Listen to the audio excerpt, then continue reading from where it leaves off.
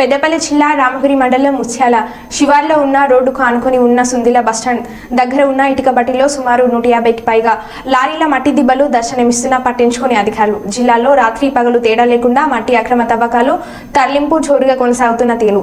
అనుమతులు లేకుండా మట్టి తవ్వకాలు తరలింపు యథేచ్ఛగా సాగుతుంది. వనరులను విధ్వంసం చేస్తున్న అక్రమార్కులు అందిన కాడికి దోచుకుంటున్నారు. వాల్టా చట్టం ఉల్లంఘన జరుగుతున్నా పట్టించుకునే వారు కరువయ్యారు.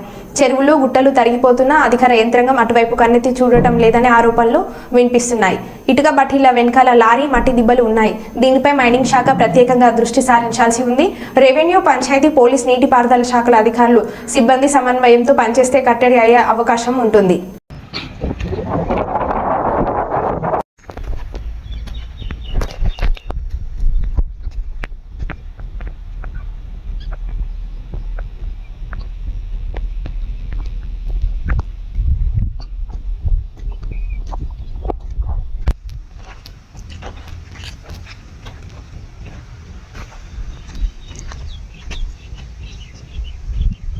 Pakai